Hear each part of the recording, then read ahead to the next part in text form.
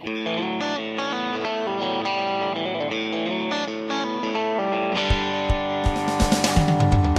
the challenge, as we've talked about, is a couple of things. This one is communication.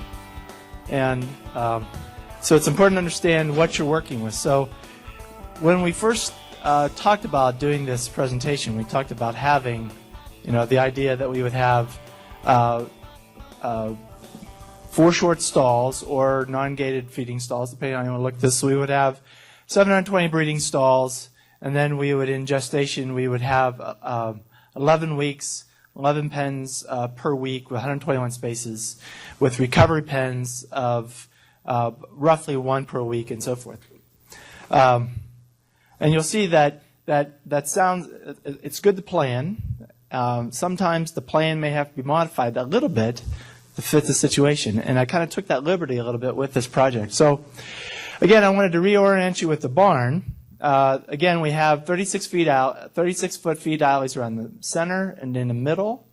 And then we have these crosswalks. Now, again, another thing about communication is we set this plan up. We talked about how we're going to do this. It was my understanding that we had 4 cross aisles through the gestation phase, not through the whole barn. And that's why I set up the building. So you'll see that the way I've put this together is a little bit differently than Harold did, because my understanding we had 4 cross aisles through the gestation phase.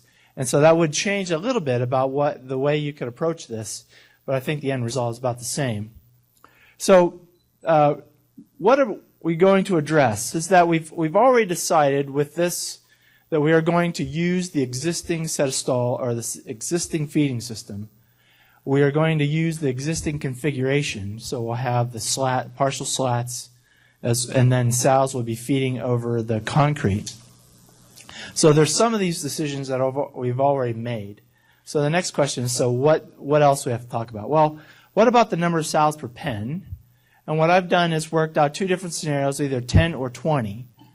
And you might say, why? Well, it goes back to some things that Harold had mentioned, is that if you're going to observe sows in stalls, it becomes a little easier because you're walking down the aisle and you're looking for everybody's eaten, oh, you haven't, or everybody's standing and you're not.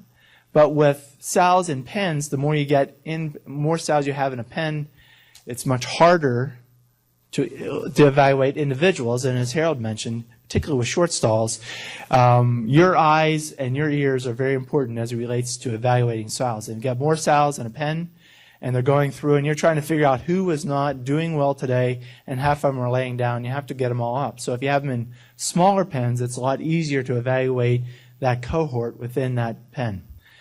Now, the question is, can bigger cohorts work within a pen, another 50 or 60 within a competitive feeding system? I've been on farms in which that case it has. I wouldn't have done it that way. It's working for them because it comes back to some things that Don said, because it's managing. They figured that they realized that they have to get on daily evaluations in those much larger pens. Square footage, we talked about in this, I worked out 2 different scenarios, 18 and 20 square feet-ish. And I'll show you what I mean there later. Why not more? If you read in the presentations we made on the SAL webinar series, I think many people would say that 20 square feet or more would be better. Certainly 18 square feet is questionable in a competitive feeding system. Why did I choose to kind of work with 18 square feet as a starting point? Because you can put more sows in the barn. Is that the best answer? I don't know. But that you can put more sows in the barn. I'll show you what I mean by that. Release space, I started working out with a little bit higher release space than Harold did because it goes back to what some of the things Harold mentioned, is that in a competitive feeding system, there is going to be more competition on a daily basis at feeding times. You can manage that a bit by maybe feeding them more often, but you're going to have sows that are going to be injured periodically, and you may need more release space. And working with static groups, I would never recommend somebody using dynamic groups in a competitive feeding system. There's no sense of having a set of established sows, turning naive sows into those, and then having to deal with that later on. Once those sows are established in a competitive feeding system and they get to know each other, it's a lot easier to manage throughout that gestation phase. And the thing is, remember what we're trying to do is we're trying to maintain reproductive, not only sow longevity, but also reproductive efficiency. Trying to manage welfare and productivity. Not trying to do as much we can within the shell without spending a dime. Because, we're not trying to roll back the clock 20 years and just letting those old girls kind of tough it out and hope they come in farrow litter. Okay, so moving on now, let's continue. We'll go through this a little quicker. Is that, remember, we're working with 1,192 G stalls, 24 inches on center, so that's important to understand. So I have 8 rows of 149 gestation stalls, 4 cross rows in the gestation space, so there's 29 stalls between cross rows. And that's important, as you'll see why in a moment. We're going to work with the present feeding system. So remember, we had that, as Don talked about, we're going to work with the drops. We're going to leave those in place, and we're going to have that raised trough. And then we're also going to keep the same aisles, so for sow movement and so forth. So in some respects, within a double row, or within 2 rows over a set of slats, we're going to have 5 blocks of stalls, 4 blocks of 58, and with 29 stalls per side, and 1 block of 66, 33 stalls per side, and I'll show you what I mean more in just a moment. So here's again our building, and I just want to point out again is that, remember, we're feeding in a trough here. This is solid, these are slats. So we have to work with feeding sows on the outside, putting our penning in, and with the hope that sows will dung across those slats. When I'm going to be talking about blocks and rows, this is a row, so this would be a row right here. This is a block, right? What I'm talking about is a block. So it's basically 2 rows over 1 set of slats. And I'll show you why that's important in a moment. So again, within 2 rows, we're going to have 2 rows down the building. We'll have 4 blocks that are 928 square feet. 1 block at the end. We'll have 528 square feet. There'll be 33 stalls at the end of the building that I don't show you. We're going to be the feeding stalls are going to be out on the outside of the pen with 2 feet of space. I often get the question, what is the right allocation if you're going to be using short stalls, non-gated stalls? This is probably it, 24 inches. I wouldn't want to go much further. Thing is, though, you go much smaller. I'm sorry. And then you also have to create a space for a gate, which means you're going to have to jump those girls over the top of that trough one way or another. If the trough is recessed, that's great. If it's not, then you're going to have to figure that out. Okay. So again, just kind of reconfiguring that idea is that, again, we have the feeding stalls are going to be on the outside of the pens, and we will have to put in a gate periodically for our sow pens. Okay. Again, we're starting out with a stall that we're going to cut off. Typically, when they come in and cut that stall, they will put some type of angle iron over where they've cut, so reduce the number of rough edges. You have the slats in the back, and we're going to continue to work with the watering system as well as the feeding system. This shows where there is a pen across the span. This side shows where we're going to put a gate in the middle of that to reduce the number of sows per pen. Okay, so this is what I'm going to show you is kind of a progression a little bit in terms of how I approach this. Because I start out saying, conceptually, we want to have 10 sows per pen. And so we're going to have this 110 sow group. We're going to bring them, we're going to sort them by body size so we can pen them and by their nutritional needs as well as size and parity. So we have gilts, number of gilt pens, small sows and thins, and then bigger sows. And we can do a much better job, at least theoretically, on allocating feed to these girls, so we can do a better job of meeting the nutritional requirements. So remember, what I start out with was there's an alley here, come down, here's a cross alley, and that's 29 feet. So I said, okay, 18 square feet. I'm going to come down here and determine I need to leave myself a gate, so that's what these little arrows are, as a gate. So I decide I'm going to cut these pens in half. I come up with a square footage, so there's 180 square feet here, I create 2 pens before the cross alley, and then I have this 10-foot space that I can put another pen, another full pen. So the question is, can I leave it like that? So well, no, I create 2 relief pens because we'll need about 5%. So this is really a decent sized relief pen, 5 by 8, and that should work. But what happens is that I'm shorting. I know immediately that I'm shorting myself sows in this barn as it relates to the current inventory. If we look at, I'm sorry, I apologize. That was for 20 square feet. So these pens are not 180, they're 200. Okay, I apologize for that. With 18 square feet, again, I kind of do the same game, except this is 180 square feet. Again, here's our gate. There's 10 feeding spots. So basically, your gate here can only be 1 stall wide. And you have to jump those girls over the trough. I've seen that. It takes it takes a special set of people to be able to do that. But again, with sorting boards and so forth, these pens are small. You can get them out. But I have this space here that it's too small for a pen, for a normal size pen of 10. So what I did was create 3 relief pens. But the problem with this scenario is that then I'm creating, again, I'm creating too many relief pens as it relates to what I initially started with. So kind of went back to the drawing board and said, okay, what Don and Harold and I talked about was that our relief pens were going to be 2 gestation stalls, 4 by 7s. Since I can work over the top of this slats differently than Harold, I can make these 4 by 8s. And what I did then is said, okay, I'm within each block or within each row before the cross aisle, I'm going to put 2 relief pens, and then the other space I'm going to make into 2 pens. And to make it work in terms of the number of stalls you need to use and keep yourself a gate, what I did was create a pen for 20 square feet, 1 pen of 10, and 1 pen of 11. And so I get another sow into that space, because before I'd started out with 20 sows in those 2 pens. Now I have 21 for 20 square feet.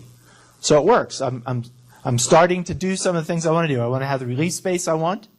I'm kind of adding back into the barn as sows based off of what my previous thought process works, and I have 20 square feet. So that works. Now, I did want to point out, Harold mentioned this, and I just wanted to point out that this relief pen is a little precarious, because Harold's had the kind of the freedom of taking out a lot of the gating and putting back his own. In this case, you're going to be working with the gating that's already there and the feed system, and you're working with this raised trough. And what you have here is a 4 by 8 relief pen. You're going to leave a feeding space, and then you can put in a gate here, and you got to jump this lame sow across that stall or that trough into the relief pen, and it's a 4 by 8 pen, which makes it harder for her to turn around. She's not feeling well, and you got her in backwards. So is it workable? Yeah. I mean, I think after a little while, she'll kind of figure out what it takes to get around. She'll get thirsty, she'll get hungry, and so forth. But it's not what we want to draw it up on the drawing board. And that's something you need to think about as it relates to trying to make this conversion, is making sure that the space that you have the sows in is going to lead you back to the same level of productivity that you're at, not just how can I put this together to maintain my inventory. Okay, moving along. All I did here was on these, for 20 square feet, I just took out the dividers. You will see this a lot in some commercial designs, and there is some good to this in that on the side where you don't have the gate, you can put all the feeding spaces you can leave, so it gives you a bigger gate to work with. Can this work? The easy answer is yes. Can anything work? Yes. How you're going to make it work is the challenge, and when you start putting more and more sows in these pens, how can you evaluate these and manage those in pens of this size and make sure that you're getting sows evaluated for lameness, body condition, and injuries, and so forth. Okay, so what I did was this is the same design as with the 20 square feet, except now we're back to 18 square feet-ish. It's really 17.6. It's the same size pens that we've had with the 24 square feet design, but we've just changed the number of sows we're putting in there as well as the feeding spaces. So now we're at 23 sows with 2 relief pens versus 21. So we're gaining as it relates to the number of sows that we can kind of keep in the barn. Again, with some of the challenges that we've talked about. This gate here is going to be small. You're going to have to basically, the exit out of there is going to be 1 gestation stall wide. And then we have this issue with these relief stalls. And then all I've done here is just take out the divider to kind of show you how that looks. And then at the end of the barn, we had this block of 66 stalls, 33 per side. And again, in essence, for 18 square feet, what we did there was that at the end of the barn, you had 4 pens of 10 and 2 pens of 9 for the block, or on a row, 2 pens of 10 and 1 pen of 9, because there's not enough space there. We don't need another release space because we have enough. If we start counting up the release spaces up the row, and we just don't have enough space for a full pen, so we put in a partial pen. And then for 20 square feet, it's the same idea, other than you would just have 2 pens of 10 and 1 pen of 7 for 20 square feet down the row. Or for the block, you would have 4 pens of 10 and 2 pens of 7. Okay, so how's this look? How's this compare? So what I want to do is, first of all, is draw your eyes really to the white area. This is kind of greened out, if you will. Not grayed out. I'm from Michigan State, so go green. So this is greened out, so don't look at this. But what I want to show you is what we've talked about so far, is that we have 18 square feet versus 20 square feet. Down an aisleway, we have 2, before each crossover alley, we have 2 relief pens. So we have 8 relief pens per row, 11 sow pens per row. So the number of sows that we keep in the barn would be 137 with 18 square feet, 119 within that row. Remember, there's 149 to start with. Relief space, we're at about 5.8%. 20 square feet, we're at 6.7. The number of spaces don't change, just your denominator changes because you have fewer sows, because you have more square feet per sow. So number of G sows, gestating sows in the barn is 196, or 1,096 versus 952 for 20 square feet. So we're short 96 sows of inventory, 18 square feet, or 240 sows with 20 square feet. So it kind of gives you an idea. So what do I do? So do I just work? Do I work with that? Just reduce my sow herd? That's, in a lot of respects, that may not be a bad thing, depending on what the system is. If you're not at 20 to 25 days of lactation, it might be an opportunity. Here's a way to do that. Cut the sow herd size. You can let them lactate longer. If there are some farms willing to move to 25 to 28 days of lactation, this would be an opportunity as well. If you're short finishing space, so you're not letting them, that you want to go to heavier weights and maybe not be able to, is an opportunity to do that. So I think you can look at this both ways, that maybe you're losing some inventory, but you also may be gaining some management considerations that you may have been struggling with in the past. So it all depends on where you are within your management system. So let's talk about these 2 areas over here that are colored. What happens if we go back into this and say, I think I have too much relief space. We're at either with 18 to 20 square feet, what I showed you before, it's 6 to 7% relief space. And my target was 5. And many European periodicals would say 2 to 5% is kind of what's expected. So what happens when we go back and say, I don't like that relief space because of the problems it has. It's a 4x8 space. You're trying to jump the sow up over a feeding trough when she's not feeling well. So let's go back and eliminate this and put it back into the sow pens. And this would be my release space, except it being, I could make this now a 5x8 stall. I could make that a 5x8 stall. So that's easier for that sow to turn around. I can put the gate on the side because we have this cross alley. I can put the gate here, so it's easier to get in and out. I don't have to jump her across the feed trough. So it's better for that release sow, and I can move another sow space back into the pens. So what you could do is reconfigure those so that you'd have 12 12 sows per pen. So this would be for the 18 square foot, and the same thing would be for the 20 square feet. We would able to add another sow back within a 2-pen configuration. So let's talk about those. We have, again, we've cut our release spaces in half. So instead of, we have 32 release spaces in the barn. We still have the same number of sow pens, but we've increased the sow inventory we can maintain. 141 with 18 square feet, 123 per 20 square feet. Our release space is about 3%. That's kind of in the middle of that 2 to 5%, so it's a compromise. Is that right?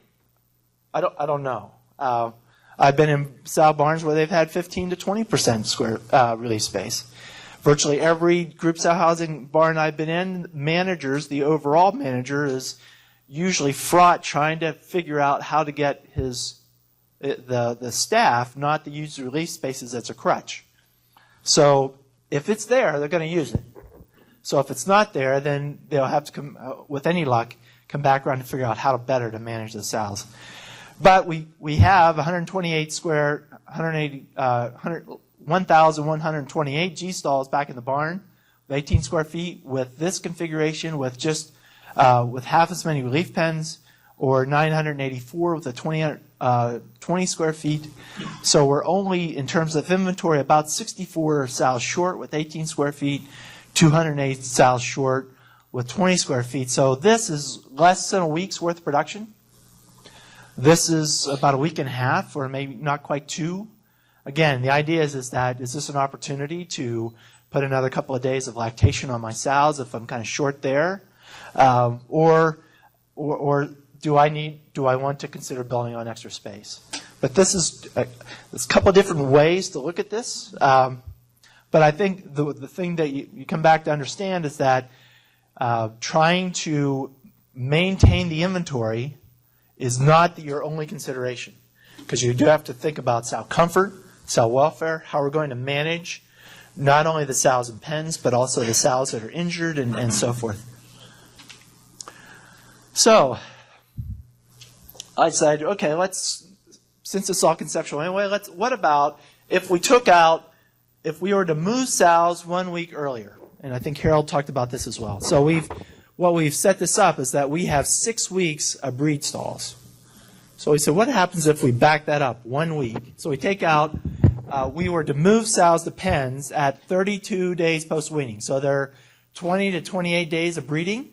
A little dicey. I see Rob Knox maybe saw this and he left, because all of a sudden you're kind of doing heat checking and then you're out the door with these girls out of stalls and into pens. So that could be a little dicey, but you would need 120 less breed stalls. If you convert the 120 breed stalls into pens at 18 square feet, you would be able to keep the whole inventory in the barn. So some people might think that's a victory. I'm not saying that 18 square feet's right. I'm just saying that you could keep them all in the barn if this is the scenario you're working with. If you convert breed stalls with 20 square feet, you're within 100 sows of maintaining the inventory, including relief. And I would say that you would have to include some more relief pens under that case. I'm not saying that's right. I'm just saying it can be done. Again, it comes back to how you're going to manage this. And you have to consider how am I going to consider the welfare and productivity of the sow in this barn so I can maintain productivity levels that I've experienced to date. I wanted to show you just a couple of examples. This is courtesy of Big Dutchman. This is where they remodeled a barn where they were using short stalls. And what they did, this was a completely slatted barn. So actually the gates are on the internal side. The feeding system is on the, and so they have the feeding system along the outside on the internal alley. This is where the gates are. And then they had, obviously, 36 sows here per pen, and then they had gilt pens for gilts alone, and those were fewer number of gilts per pen. This is just a line drawing of a new installation where they're putting in short stalls. And in many cases, at least the barns that I've been in, with short stalls, new installation, new construction, they put the feed stalls down the middle. So the gating's on the outside where you'd move sows out into. and for a variety of reasons. Obviously, some installing the feeding system, all the augers and so forth goes into consideration, as well as moving sows. Now, this is just a wrinkle, something to think about as you're walking out the door. We've talked about 24-inch G-stalls. There are plenty of barns out there with 22-inch G-stalls. What does that do? Well, per 10 stalls, this graph is, I probably should have set this up different, but if you're looking at floor space allocation per sow, and you're looking at the number of stalls in a row, what I'm saying is that per 10 stalls, if you're at 18 to 20 square feet with a 24-inch G-stall, it's about 8 sows. That it'll convert to about 8. With 22-inch G-stalls, it's going to be 7-ish. The point is that if you have 22-inch G-stalls, you're not going to put, that's going to be much more difficult to maintain the sow inventory as you're trying to move up to 18 to 20 or more square feet per gestating sow. So as we finish up here, there's really no shortcut or standard way to reconfigure barns because every barn's done a little differently. It's been installed differently. You have a little, some may have more, some may have less internal space. If you're working with, as we've talked about this, the reason we went with a partial slatted barn is because it's a lot harder than a completely slatted barn. If you're working with a completely slatted barn, you can come up with different answers. What we try to do is provide adequate space per sow and maintain as much sow inventory as possible, but particularly for converting to non-gated stalls. But maybe, and again, it comes back to how well you're going to be able to supervise and manage sows, is that maybe more sows, more space per sow may be a better long-term choice. So when you're faced with this consideration of how am I going to convert this barn, you should think about what's expedient versus what's best. It may be more expedient to just kind of slap together and try to keep as much in the inventory as possible, but it may be better long-term, not only for the sow as well as for you, to be able to think about, should I provide more space? Should I build on an addition? Should I what I've seen some people do is they've just built a whole new gestation barn, and the old stall barn became their breeding barn, and they just increased in size. So you may not be able to do that. This one industry rep told me, said, people do what they can afford, and I understand that. But you have to also think about how's it going to fit in your business long term. And the example for converting to non-gated stalls, what we're able to do is that if you took out a week's worth of breed stalls, converted at 17 square feet, used 3% leaf space, we kept the sow inventory. Is that the best for the sow as well as maintaining productivity? I don't have a good answer there. So in overall conclusions, when you're retrofitting stall barns, group housing, there's not a single approach. And you really need to think about what we talked about. What is the list of questions you need to answer as it relates to as you go from stalls to groups? What type of feeding system are you going to use? How you're going to manage that? Square footage per sow, and so forth. The farm decision should be a logical one and should consider the welfare and care needs of the sow, the physical limitations of the facility in question, and address the production needs of the farm. And that is not easy because I would say that in group systems, there will be more attention paid to the welfare of the sow. That's not to say we're not paying attention to the welfare of the sow in stalls, but the stall helps us because she's not going to be fighting. There's going to be less injury. It's a little easier to figure out who's eating and who's not. In this system, it may not be. So it's going to take more stockmanship. And the final decision must be one that meets the needs of the objective farm, be able to be managed by the people in place, and provide optimum sow care. One of my colleagues in Michigan said, as we've worked on this, I can kind of tell you're favorable to electronic sow feeding, aren't you? It's like, no. I've worked with electronic sow feeding. I understand its benefits, but I know there are places it would not work. And so I would not recommend that in that particular case. What I'd like to do is thank the National Pork Board for all of the sponsorship for the Sow Housing Project, the fact sheets you see, or have access to in the binders, this is the website where you can find all those fact sheets as well as the accompanying webinars. And so if you haven't registered for those, you can do that. You'll be able to download the fact sheets and so forth. And I'd also like to thank both Don and Harold for collaborating on this presentation, and hopefully it's something that addressed your interests and needs.